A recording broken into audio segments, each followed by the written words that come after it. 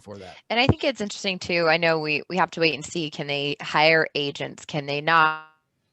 I think, just personally, I think they should. If not, at Yeah. least hire a lawyer, somebody to look over it. I work with our legal department every day, contracting talent, and some of those terms I would never know what they were unless I had a lawyer that I could call and say, hey, what does this mean? And I have some talent that don't, they say, yeah, I'll just sign it if you guys think it's cool. And I'm like, no, no, no, no, no, don't Yeah. do that. Don't Yeah. do that. Of course, I want you to sign it, but like also maybe look over it, read for 5 minutes. So I think, should classes be offered if this starts to come down from the federal level? When you become a student athlete, you have to sit through a 2-week course or whatever it is Yeah. in case you don't get an agent, so you can understand, because sometimes you can get some Mm. sticky deals. No question. You bring up a great point. And based on a lot of the proposed legislation, that educational piece is in there, Right. right? Hey, the universities have to provide the educational resources for these student athletes around what the NIL rules will Mm-hmm. be from an administration level, from a student athlete's perspective. We're in total Right. favor of that, right? Like, we've talked to some of these groups that are working with the universities that are going to help the student athletes from a financial literacy standpoint, from an endorsement deal standpoint, helping educate them on what the rules are, what should you look out for, what should you not look out for. And these are the groups that are engaging directly with the Right. universities. Hey, we want to work with you guys for the next 18 to 24 months. Here's the deal. You pay us. We come in, we educate your administration. We talk to your student athletes. That's not what we do at Icon Source. We are in full favor of that. We want to help those groups Mm-hmm. out. Okay. We want to say, y'all go talk to the universities, set everything up. And then when the student athletes are educated, you can provide them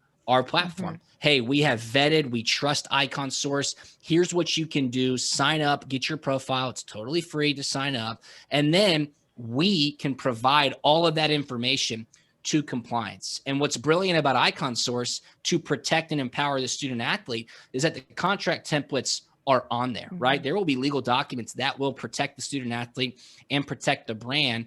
And when the brand goes to create the contract, they're going to be clicking through and filling out exactly how this looks.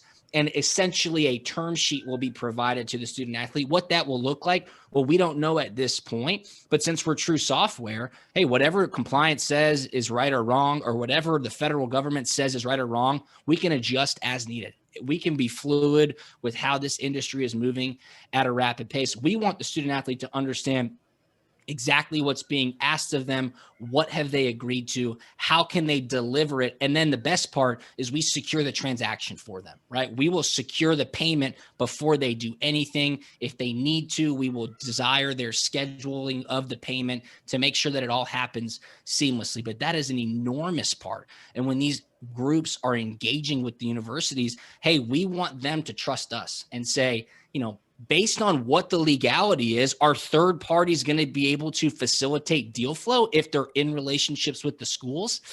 Yeah. See, again, you're getting tricky there because the schools are in relationships with them.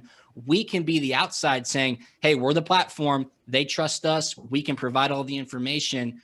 Let's play it here at the true marketplace where the brands and student athletes can Yeah. live. No, that's all great. I think it's, you bring up a lot of good points. I mean, financial literacy, I think we see it in most news stories. We look at athletes and you wish that uh, they had more of that. They knew Yeah. more what to do with their money, who to trust with their money, who not to, especially when they get into the NBA, NFL, whatever it may be, MLB, and not lose so much, because I think we see so many of those stories, and you don't want that to happen at the collegiate level either. But to your point, this could help that Yeah, situation. I mean, when I was in college, $250 was a ton of money, right? Now, that could you last make it three to the weeks. NFL, or exactly, or you make it to NBA and you get this enormous windfall of money and you've never had to Yeah. deal with it before, or maybe you don't have the right guidance. So if you create the opportunity for the student athlete to make a little bit extra money, provide them that financial Mhm. literacy, well, then you're, again, just gradually helping them out to enter into the real world, whether they're a professional athlete or going into the business and corporate world.